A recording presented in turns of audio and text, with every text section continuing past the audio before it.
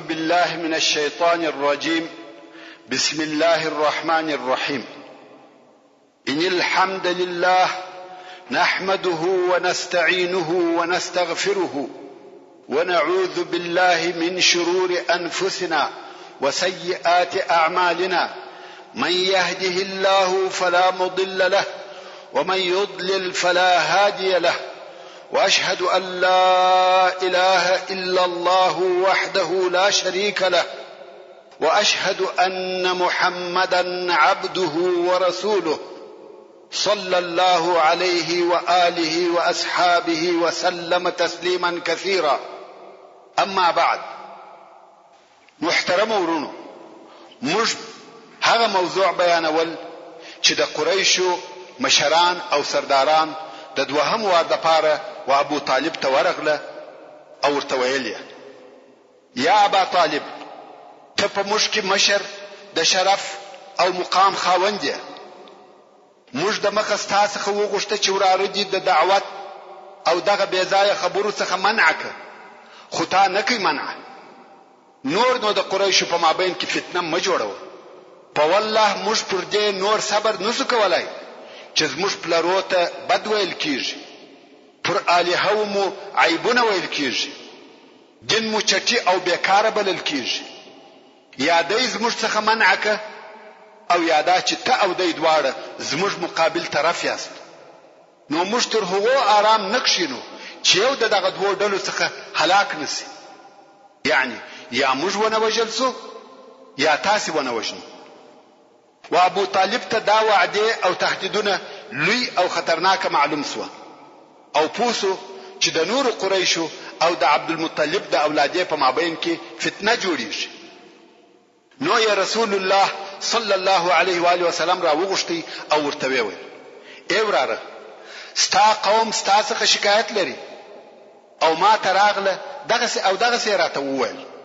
نو زما او د خپل ځان د ساتنې فکر وکړه او پر ما دونه بار مې یږده چې زه طاقت نه لرم. دا موضوع باید حل شي، یا دا چې ته چپ شې او یا بل لار وسنجو.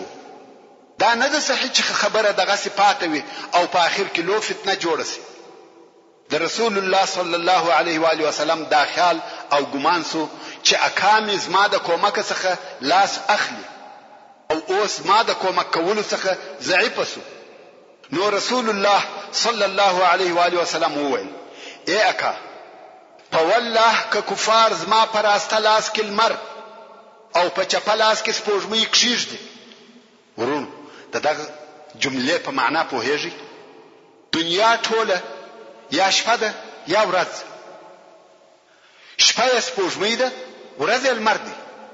یعنی که ټوله دنیا و ما ترا کول سي. نو رسول الله صلی الله علیه و آله وسلم وویل: ای اکا، په والله که کفار زما پر استلاس کې المر او په چپلاس کې سپوږمۍ کښیږدي او وایي چې دا کار یعنی دعوت پرېږده، تر هغو به پرې نږدم چې یا دغه دین ښکاره او ظاهره نسی او یا زه هلاک نسم. بیا نو رسول الله صلی الله علیه و آله وسلم وژړل او د اکا څخه ولاړ سو. ابو طالب پسې ورغږ کړه. رسول الله صلی الله علیه و آله وسلم چې مخ ورته راواړاوه، اکا یې ورته وویل: ای وراره، ورځه، هر څه چې دې خوښه وي هغه وایه. په والله هیڅ شی او هیڅ شی او هیڅ چاته به دې هیڅ کله تسلیم نکم.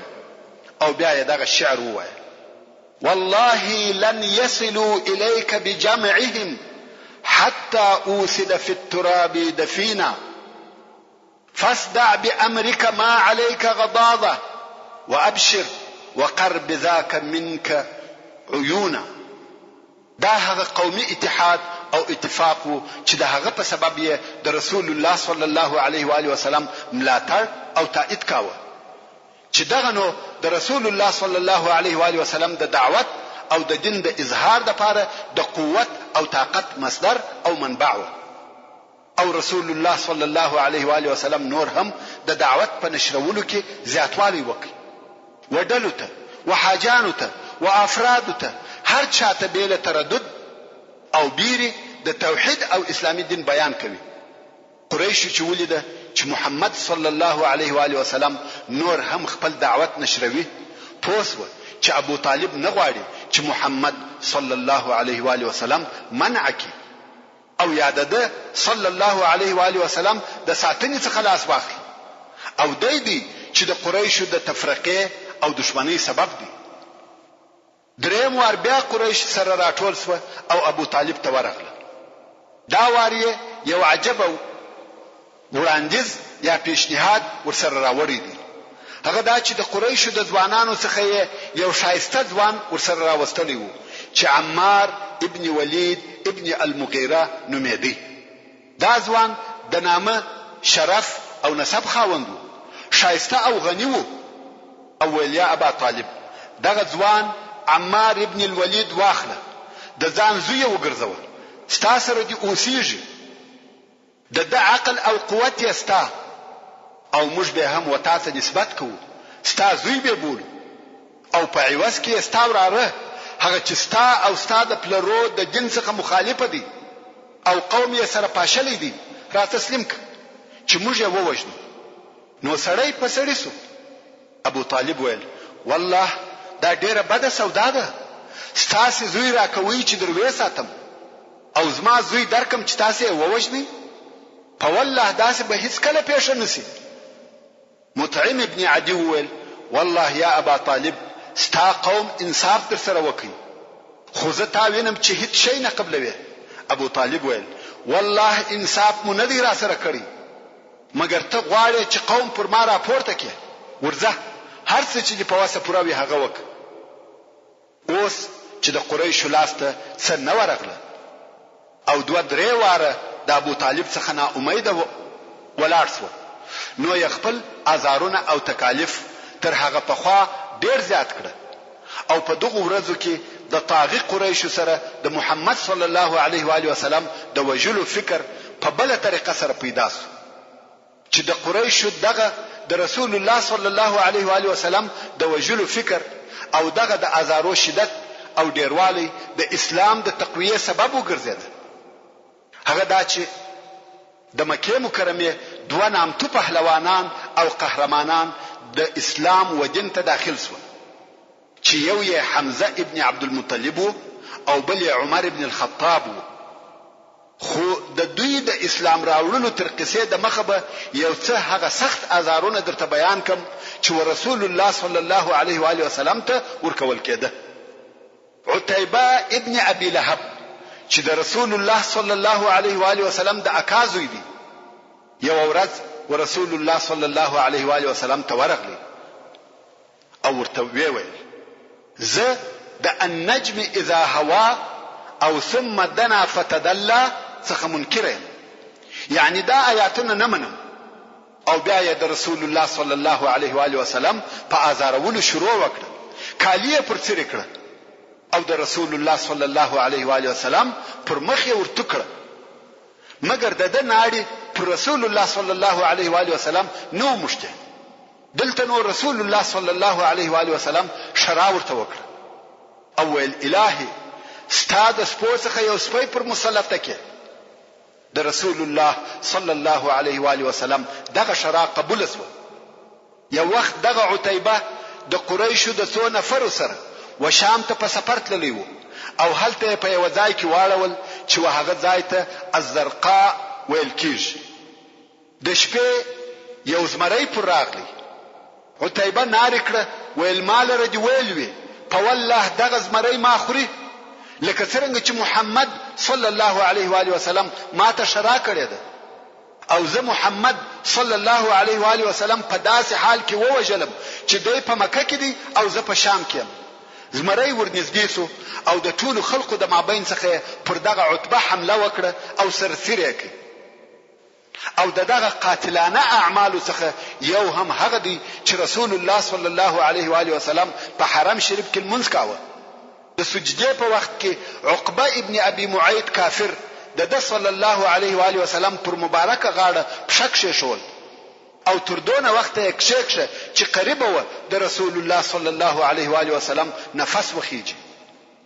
او د هغه کارو څخه چې پر دې دلالت کوي چې قریشو د رسول الله صلی الله علیه و آله وسلم د وجلو اراده درلوده یو هم هغه دی چې ابن اسحاق په یو اوږده حدیث کې روایتوي او وايي ابو جهل د قریشو د مشورو په یو مجلس کې وویل یا معشر القریش یعنی اے د قریشو قومه تاسو وینئ چې محمد د بل کار نه دی پاته بل دې څخه چې زموږ پر دین بد وایي پلرونه مو بی عقلان او ناپوهان بولی زموږ الها په بدونو مو سره یادوي زه خو نور صبر نشم ورته کولای د حل ټول لارې چې موجود وي هغه مو عملی کړي خو هیڅ فائدہ یې ونه کړه او اوس ما یو چاره سنجولې ده چې بل هغه بل لار نه لرو قریش ویل هغه چاره چی ده ابو جهل عليه لعائن الله وویل زه محمد وجنم زما د الله سره وعده ده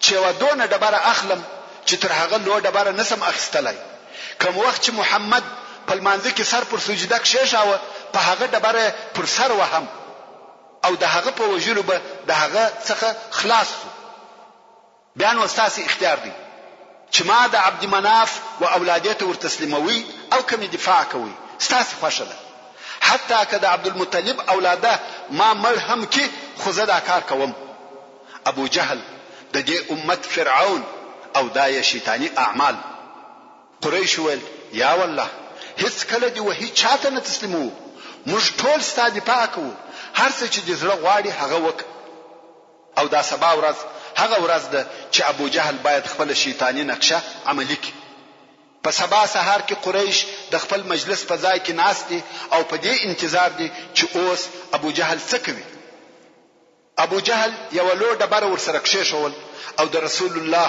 صلی الله علیه و آله وسلم دراتګ انتظار کوي په سهار کې رسول الله صلی الله علیه و آله وسلم د خپل عادت سره سم په خپل کور کې او د تازه کړی وو او راغلی د کعبه شریف سره المنځ کوي او د رسول الله صلی الله علیه و آله وسلم دا عادت وو چې ډیره اوږده سجده به کول کوم وخت چې رسول الله صلی الله علیه و آله وسلم وخپل رب ته سر پر سجده کښېښاوه ابو جهل هغه خپل ډبره واخیسته او د رسول الله صلی الله علیه و آله وسلم پر طرف ورهیسو کوم وخت چې رسول الله صلی الله علیه و آله وسلم ته ورنږدې شو ډبره وغورځول او قریش ته ورزغلی د بیرې د مخ رنگ او بڼه بل قسم اوښته ده قریش د مخ تور ولاړ شو ویل څه درته پیښ شو یا ابل حکم دویل آیا تاسو ونه لیدي قریش ول چې شمو ونه لیدي ابو جهل وای هغه چې ما ولیدي تاسو نه ولیدي قریش وای چې شي دی ولیده حال وای ابو جهل ویل وملیده چې ځوان او غټ قوي او مست اوش زما پر طرف را رهیدي خله اخلاص کړي ده غواړي چې پر ما حمله وکړي قریش ویل ته پرتی وای موږ هیڅ شی ونه لیدي دا ویل قریب و چې ما مړ کې او تاسو ونه لیدي دا د ابو جهل د هغه خبيث نقشه څخه د رسول الله صلی الله علیه و آله وسلم د نجات او خلاصېدو لپاره الهي معجزه و ورونو دلته به دا یو خبره لا هم وکم قریش نواره د رسول الله صلی الله علیه و آله وسلم د وجلو تبتیه او نقشه جوړه کړې ده خو په نصر واره کې ناکام شوی دي اوس چې د قریش دا کار هم د ناکامۍ سره مخامخ دي خو بیا هم د رسول الله صلی الله علیه و آله وسلم د وجلو نقشه او د سیسه په خپل فکر او دماغ کې سنجوي مګر په دغه وختو کې یو بل چم او حیله هم وسنجول چې داسې یو کار وکي چې هیڅوک د محمد صلی الله علیه و آله وسلم وخبرو ته غوږ ونه نیسي ویل نضر ابن الحارث را وغواړي نضر ابن الحارث د قریش څخه یو نفر وو چې په طائف کې اوسېدی د دې سړي ژوند په سفرو تیر شوی وو په دغه سفرو کې ډېرې قصې زده کړې وې د ډېرو ملکو تاریخ او قسم قسم حوادث یا واقعات ور معلوم وو د خبرو ډک سړی وو زاړه نکلونه نوی واقعات عجایب او غرایب یې زده وو قریش دا سړی راوستي ویل ته بدلته اوسېږي هر وخت چې محمد صلی الله علیه و آله وسلم ولیدي چې یو ځای کښینی ته به هم هلته ورته کښینی دی علیه الصلاة والسلام به خبرو ته نه پرېږدي هغه ستا مزدار او خوندوري قصې به شروع کړي نضر ابن الحارث هم دغه خپل وظیفه شروع کړه او همیشه داسې کول چې رسول الله صلی الله علیه و آله وسلم به یو ځای کښېنستی او قرآن مجید به وایه یا به دعوت کاوه. نظر به هم هلته ورغلی او خپل قصې به شروع کړې. په اول وختو کې د قریشو دغه حیله تر یو اندازې کامیاب شوه. خلق به دغه نظر و عجایب ته غوږ نیوي. د رسول الله صلی الله علیه و آله وسلم مجلس به پریښاوه او نظر ته بناستو او کم وخت چې به نظر خپل خبرې خلاص کړي نو به وویل څوک وایي چې محمد تر ما ښه او بهتر دی. هغه زړې او پخوانی قصې کوي، زه هم زړې او پخوانی قصې کوم. د هغه دا هم ټول خرافات دي او زما دا هم ټول خرافات. دواړه یو شی. پر دې قسم څو ورځې تیرې سوې او خلق د نضر ابن الحارث په قصو ماړه سول. چیرې د خبرې او قصې او چیرې قرآن کلام الله. خلق برته دی او د مجلس پریښول او هلته به ورسول الله صلی الله علیه و آله وسلم ته ناست و او د نضر ابن الحارث دغه عمل او وظیفه په باره کې چې د او نور کفارو به ویل چې قرآن مجید په خوانی قصې دي. د قرآن مجید په مختلفو سورتو او ځایو کې نه آیات نازل شوي دي چې ټول د دوی دغه خبرې ردوي چې وايي قرآن په خوانی قصې دي. چې یو د هغو آیاتو څخه د سورة الانعام 15 نمبر آیات دی چې رب عز وجل فرمایي یقول الذين كفروا ان هذا الا اساطير الاولين. یعنی هغه کسان چې کافران سوي دي وایي نه دی دا قرآن مگر د پخوانیو خلقو باطل قصه. او په هر آیات کې چې د اساطیر لفظ ذکر شوی دی په هغه کې پر دغه نضر ابن الحارث رد دی چې قرآن کریم اساطیر الاولین نه دی بلکې دا کلام الله تنذیر من الرحمن الرحیم دی. په دې کلام کې بیره وعظ نصیحت او لارښوونه موجوده ده. دا هم د دعوت د منع کولو او د هغه د اثر د خنثی کولو د پاره د قریشو د طرفه یو طریقه و. خو په عین وخت کې د قریشو په زړه کې د رسول الله صلی الله علیه و آله وسلم د وجلو فکر ورسره دی. ابن اسحاق د عبد الله ابن عمرو ابن العاص رضی الله تعالی عنه څخه روایت کوي چې وايي یو ورځ قریش نږدې و کعبه شریف ته ناست او زه هم ورغلم هلته کښېنستم. رسول الله صلی الله علیه و آله وسلم د کور راووتی. د کعبه شریف پر طرف رهیدي څو حجر اسود یې مسح کی او بیا یې په طواف شروع وکړ. په طواف کې چې د قریشو پر برابرۍ راغلی دوی ځینې بدی او بیکاره خبري ورته وکړي چې د دې خبرو اثر د رسول الله صلی الله علیه و آله وسلم پر مخ ښکارا سو او څه ونه ویل. دوهم وار چې بیا د دوی پر برابرۍ راغلی قریش بیا پوچ او رد وای. رسول الله صلی الله علیه و آله وسلم پټه خلدي هیڅ نه وای خو د قهر علامه پر مخ ښکارا دي. بل وار بیا دغه حال دی. د طواف په هر شوط کې چې پر دوی راسي قریش دغه سپک ویل کوي. رسول الله صلی الله علیه و آله وسلم حلیم دی او هیڅ نور توای. خو د طواف په آخري شوط کې قریش ډیر شنیع او بد الفاظ د صلی الله علیه و آله وسلم په مقابل کې استعمالول. رسول الله صلی الله علیه و آله وسلم ورته ودرېدی په ډیر قهر او غضب یې ورته وویل اتسمعون یا معشر القریش اما والذي نفسي بيده لقد جئتكم بالذبح.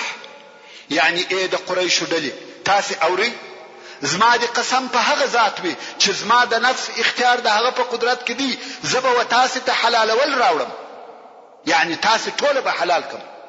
قریش دغه لهجه او د دې الفاظو په اوریدلو ورختا او په بیره کې سو. ټول چپ او پر خپل ځایو ناست دي. په دوی کې هغه قوي دونه وکولای سوای چې رسول الله صلی الله علیه و آله وسلم تور ولاړ سو په ډیره نرمه او د عذر په لهجه ورته وای یا ابو القاسم ومبخشه ته کریم او حلیم یې موږ ستا په حق غلطیا وکړه نور هم عذرونه وای. دا ټوله د رسول الله صلی الله علیه و آله وسلم د لهجه او خبرې د بیره څخه. رسول الله صلی الله علیه و آله وسلم رهیسو او دوی پرېښول. قریش بیرته پر خپل ځایو کښېنستل، اوس ځانونه ملامتوي، یو د بل سره وایي دا مو څه وکړه، موږ د ازارولو او تکلیف ورکولو نیت کړی دی او اوس موږ ټول د په یوه خبره وبېرېدو، دا څه راوسوه؟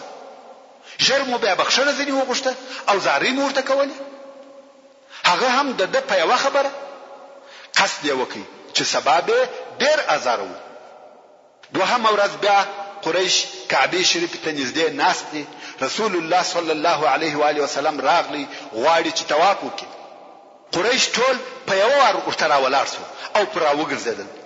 دا یوې خواته کشوي، هغه بلې خواته کشوي، یو سکر کوي، یو چپلاخه، او ورته وایي ته موږ په حلالولو بیروي او موږ حلالوي. د هر طرفه پر رسول الله صلی الله علیه و آله وسلم د چپلاخو او سکانو باران دی.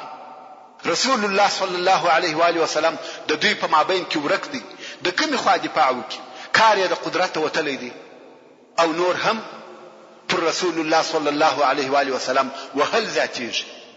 حضرت فاطمه رضی الله تعالی عنها راغله او دا حال یې ولیدی، غواړي چې په چغارو او بغارو خپل پلار خلاص کړي، خو په وسه یې نسوه پوره. نو یې د ابوبکر صدیق رضی الله تعالی عنه د کور و طرف ته ورغستل او هغه خبر کړي. هغه هم په ځغستا راغلی او د خلقو په مابین ورننوتی، یو طرف او بل طرف ته خلق پوری وهي.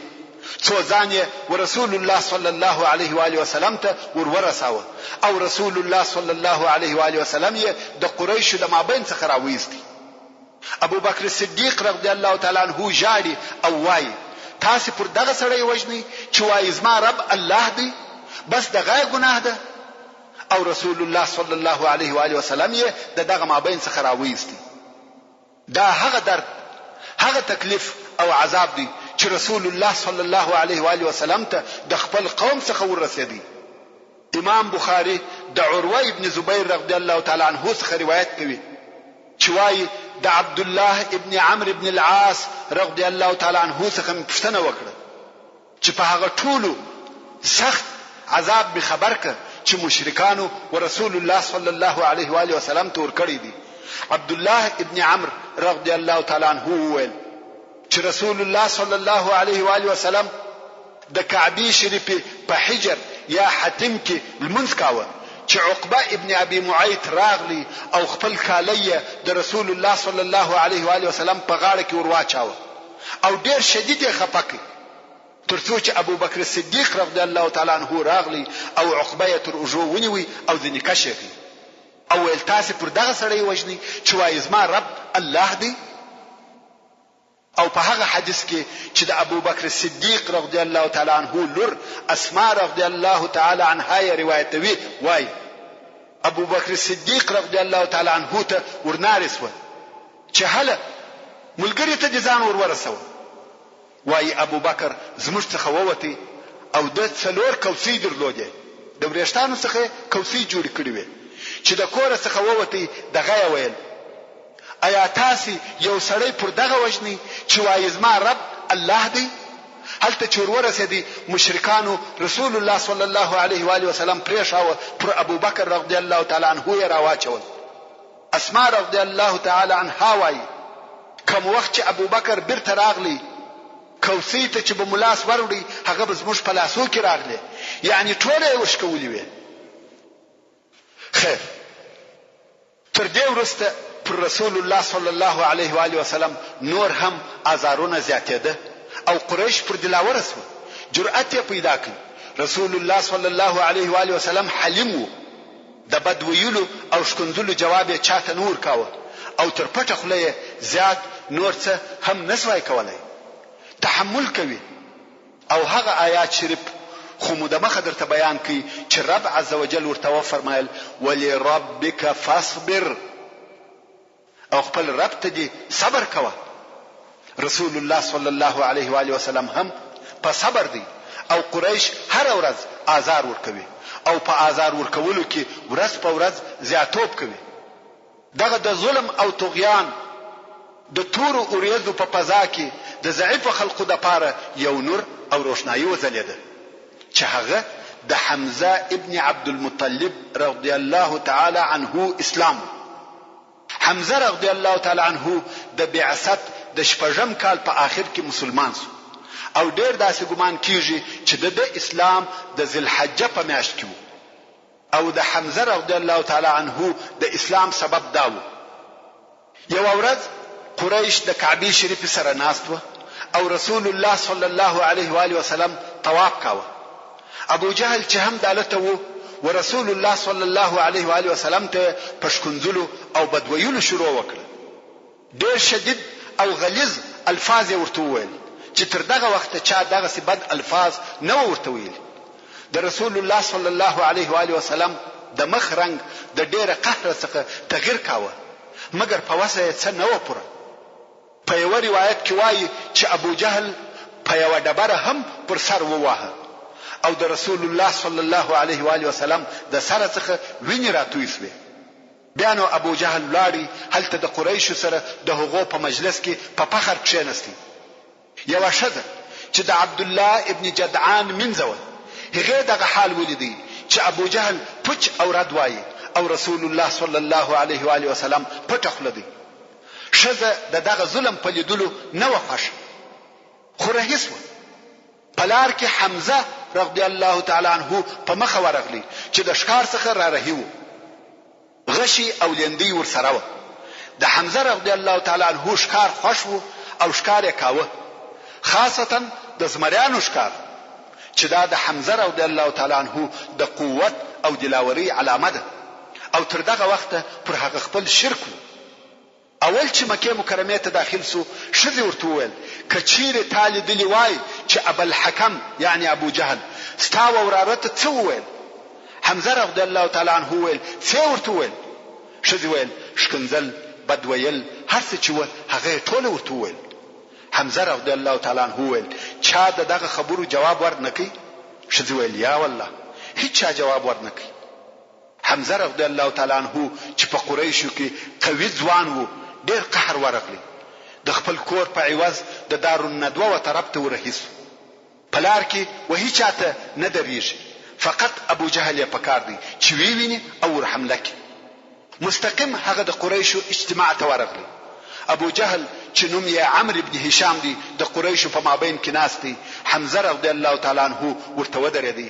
هغه لیندۍ چې د ښکار د پاره ورسره و په هغه پر سر وواهه. د ابو جهل د سر څخه وینې را ایله سوې. حمزه رضی الله تعالی عنه وویل ته محمد ته ښکنځل کوې او زه د ده پر دین یم؟ خذها وانا ابن الاکرمین، واخله دا زما واري او زه د اشرافو زوی یم. او په هغه لیندۍ بل واري پر وکړي او غږ یې کړه څوک زما جواب وایي؟ د ابو جهل قوم چې بني مخزوم و هغه ولاړ سو غواړي چې د ابو جهل پر طرف وجنګیږي. لوی جنگ او فتنه جوړه سي. ابو جهل غږ پر وکړي پرېږدي خطا زما و، ما د ده وراره ته ډېر بد وویل، زه یم چې تجاوز مې کړی دی. دلته نو حمزه رضی الله تعالی عنه د رسول الله صلی الله علیه و آله وسلم بدله او انتقام واخیستی. مګر د یو جمله وویل. دی وایي زه نه پوهېږم چې دا جمله څنګه زما تر خوله ووته. هغه دا چې ما وویل چې ته محمد ته ښکنځل کوې او زه د ده پر دین یم. دا جمله به بی اختیار د خولې څخه ووته، حال دا چې زه د ده پر دین نه وم. حمزه رضی الله تعالی عنه وایي کور ته ولاړم او په دغه جمله کې چې بی اختیار زما تر خولې وتلې وه فکر کوم او ډېر په حیرت کې پاتې سوم چې زه د محمد پر دین نه یم او اوس به ټول خلق دا فکر کوي چې زه د هغه پر دین یم. ځکه دا جمله د قریشو د مجلس په مابین کې زما تر خوله ووته او اوس حیران یم چې د هغه خپل خبرې په سبب د محمد صلی الله علیه و آله وسلم دین ته ورواوړم او که سبا و هغه مجلس او اجتماع ته ورسم او ورته ووایم چې زه د محمد پر دین نه یم. او دا هم په عربو کې عیب دی چې سړی د خپل خبرې څخه واوړي. حمزه رضی الله تعالی عنه وایي ټول شپه په دغه فکر کې را باندې تیر شو او نه پوهېږم چې څه وکم. په آخر کې مې په دعا شروع وکړه.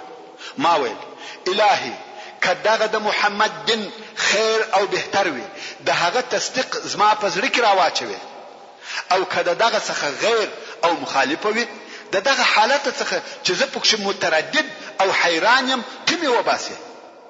حمزه رضی الله تعالی عنہ وای د محمد صلی الله علیه و آله وسلم تصدیق می پزړه کې ټینګ سبحان الله.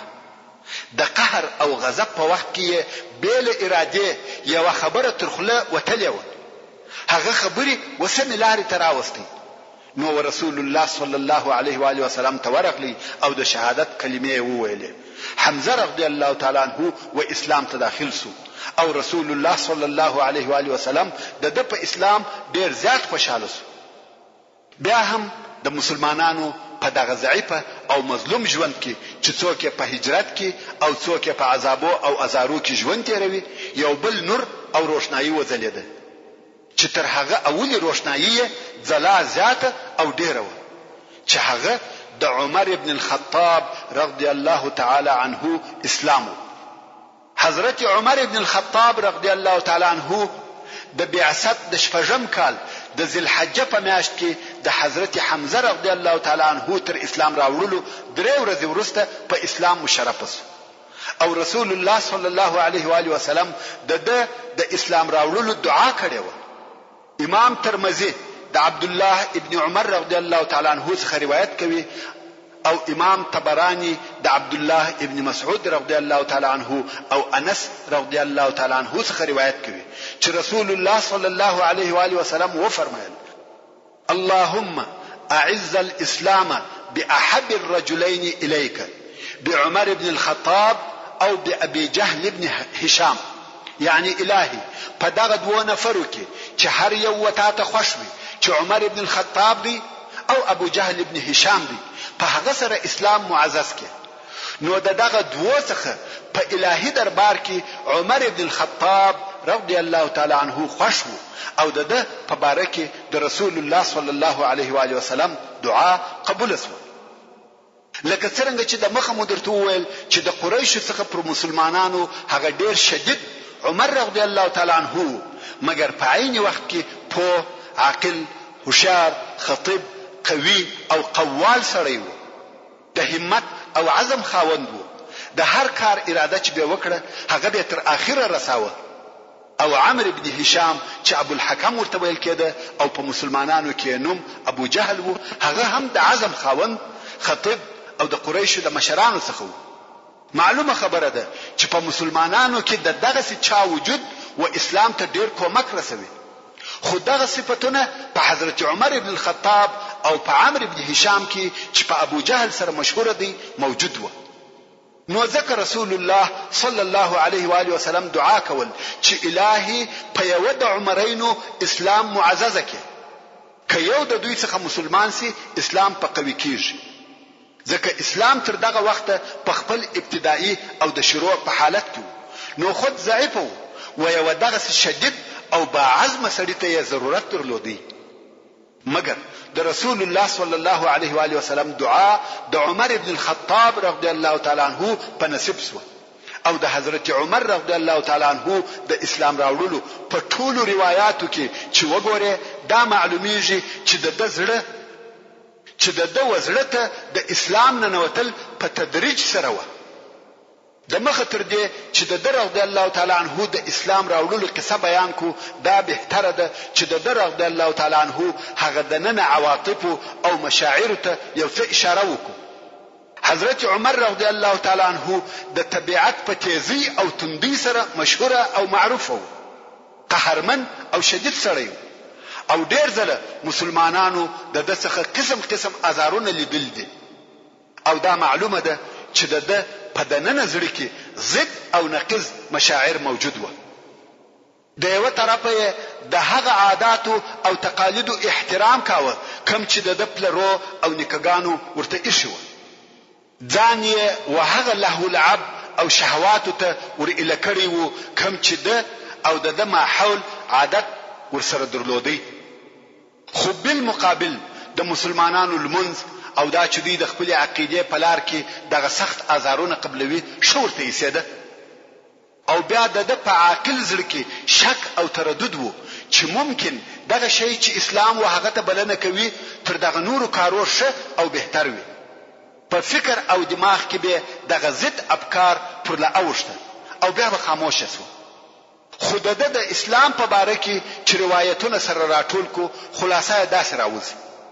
یو شپه د غوښته چې تر کور د باندې شپه تیره کړي. نو حرم شریف ته ورغلی او د کعبه شریفه په پوښت ننوتی. رسول الله صلی الله علیه و آله وسلم ولاړو لمونځ کاوه او په لمانځ کې سوره الحاقه شروع کړي. عمر رضی الله تعالی عنہ و قرآن ته غوږ ونیوي او د هغه ترکیب او تالیف یې ډیر خوښ شو.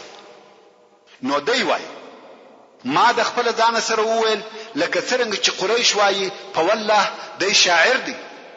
او رسول الله صلی الله علیه و آله وسلم په دغه وخت کې دغه آیاتونه تلاوت کړل.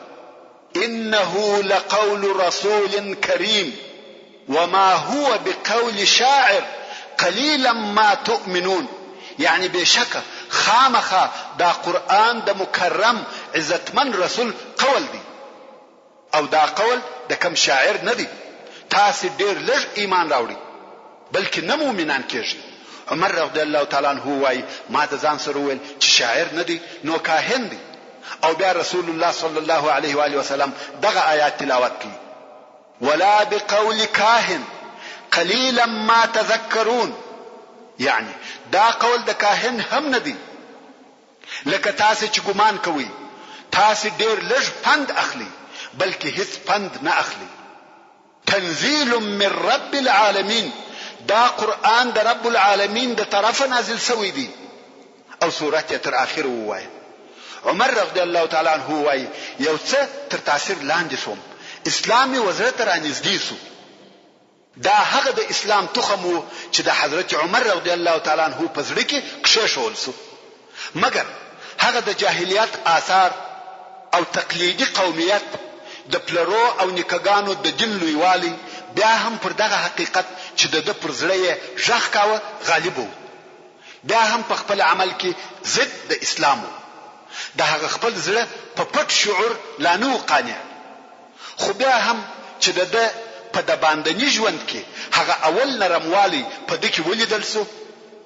هغه وحبشه ته د مسلمانانو د هجرت په وخت کې وو. مسلمانانو خو یو په بل پسې هجرت کاوه. نو د مسلمانانو څخه یو شذ و چې ام عبد الله ورته ویل کېده. دی غوښته چې هجرت وکړي. نو یې د خپل زوی عبد الله سره داسې نقشه جوړ کړه چې ته جلاره هيسه او زه به جلاره هيسم او د پلاني غره تر شابه سره یو ځای سو او بیا به په ګډه ځو.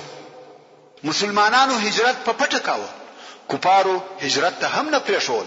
نو عبد الله تر مور د مخه د هغه غره شاته ولاړی چې دوی وعده سره کړو. او ام عبد الله د شپې نه وخته پر خرس فرسوه د لارې د ضرورت شیان ورڅخه دي پسراره هیڅ. د مکه مکرمه څخه چې ووته عمر ابن الخطاب رضی الله تعالی عنہ په مخه ورغلی. ویل ده چې شزه د سفر د پاره تیار او آماده ده.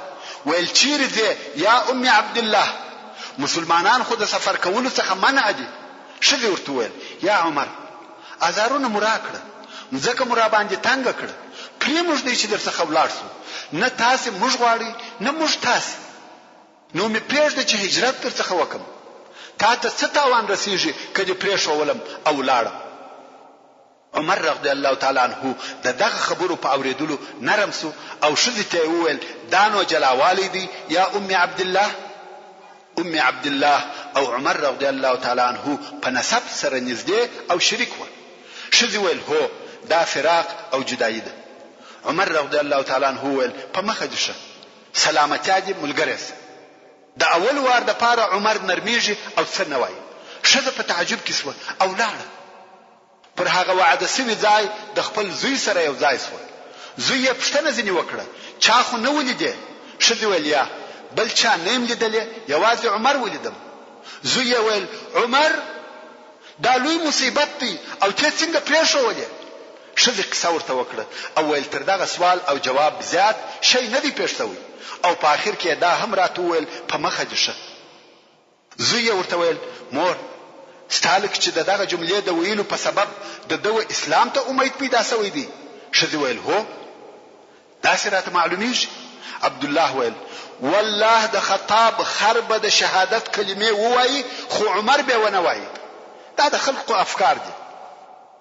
خیر دا هغه اوله نرمي و چې د عمر رضی الله تعالی عنہ څخه ښکارا شو مګر دا نرمي میل و اسلام ته نه بلکې دا فقط دغه شدي سره نرمي و عمر رضی الله تعالی عنہ چې کور ته راغلی په چرت او فکر کې دی چې دا تفرقه او د قوم پاشل ولې پیښیږي دغه شزه د قوم څخه ده او حبشه ته هجرت کوي د دې ټول مصائب مشکلاتو سبب څه دی پس له فکره و دې نتیجه ته ورسېدي چې د دې ټول سبب محمد صلی الله علیه و آله وسلم دی نو یې نیت او عزم وکي چې رسول الله صلی الله علیه و آله وسلم ووجني حتی کدی هم د هغه په بدله کې ووجل سي مهمه نه ده مکه خو به د دې مشکلاتو څخه خلاص کړي د رسول الله صلی الله علیه و آله وسلم د وجلو اراده یې شد ځان سره په خکړه سهار یې تور راواخسته او د کور څخه د رسول الله صلی الله علیه و آله وسلم د وجلو پنځت راووتی پلار کې یو صحابي ولیدي چې نوم یې نعیم ابن عبد الله وو او په پټه مسلمان شوی وو د په اسلام څوک نه خبر کوم وخت چې دغه نعیم ولیده چې د عمر د مخ څخه د شر علامه راپورته کیږي تور ورسره ده او د جنگ د پاره تیار دی ویل د خیر یا عمر چیرته عمر رضی الله تعالی عنہ ویل غواړم چې دغه نفر ووجنم کم چې زموږ قوم سره متفرق کړي او پاشلی دي زموږ پلرونه بیا عقلان بولی او زموږ الها په بد سره یادوي نعیم د دې خبرو په اوریدلو وبېریدي ځکه عمر جبار شدید او قهرمن دی د یو شی اراده چې وکي هغه تر سره کوي او نعیم غواړي چې عمر دغه کار څخه راوګرځوي نو یې ورته وویل کته محمد ووجنه آیا ته به د عبد المطلب د اولادې څخه خلاص یې عمر ویل دا سره معلومیږي چې ته هم د خپل دین څخه اوښته که څه هم د عبد المطلب اولاده ما ووجنه زه دغه کار کوم نعیم ولید چې عمر د رسول الله صلی الله علیه و آله وسلم د وجلو ټینګ عزم او اراده کړې ده حتی خپل مرګ هم فرض کړی او منل دي هو هلته داسې نور خلق هم و چې د رسول الله صلی الله علیه و آله وسلم د وجلو تقاضا او ارزو یې درلوده مګر دا کار یې نسوای کولای ځکه هغه پر خپل مرګ بیرېده دا معلومه خبره و چې د عبد المطلب کورنۍ بیا هغه سړی بیل مرګ نه پریږدي مګر عمر چې دا کار کوي د خپل ځان مرګ فرض کړی دی نعیم فکر وکي چې یو داسې حیله جوړه کی چې لږ تر لږه دونه وخت پیدا کی چې رسول الله صلی الله علیه و آله وسلم یا اصحاب کرام ته خبر ورسوي نو یا عمر رضی الله تعالی عنہ ته ویل چې داسې ده چې باید د خپل کورنۍ څخه را شروع کړي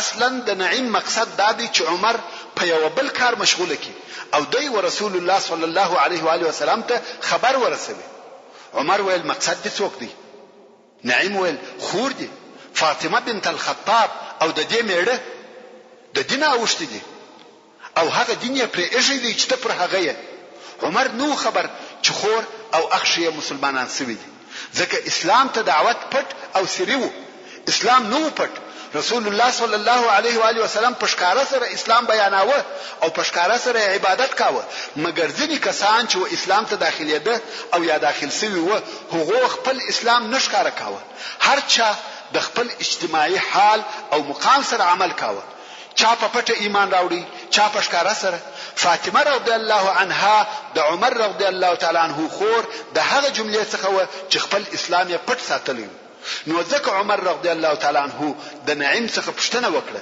چې آیا ازما خور خپل دین پرې ایښی دی نعیم ویل هو عمر رضی الله تعالی عنہ د رسول الله صلی الله علیه و آله وسلم د طرف را وګرځیدي او د خور د کور و طرف ته رهیسو د فاطمه رضی الله عنها میړه سعید ابن زید ابن عمرو ابن نفیل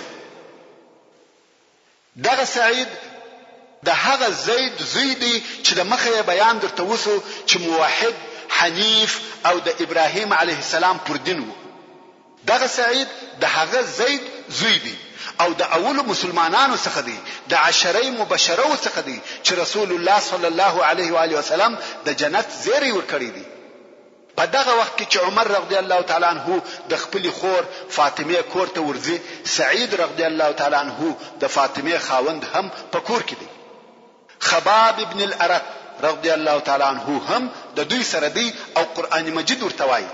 ځکه رسول الله صلی الله علیه و آله وسلم وهو کسانو ته چې نوې به ایمان راوړي هغه کسان ور استول چې مخکې ایمان راوړي قران مجید او اسلام به ورشوي. نو دوی درې نفر ناست دي. قران کریم وایي چې عمر کور ته ور داخل شو او د نن په خونه کې د قران مجید د ویلو आवाज واورېدی.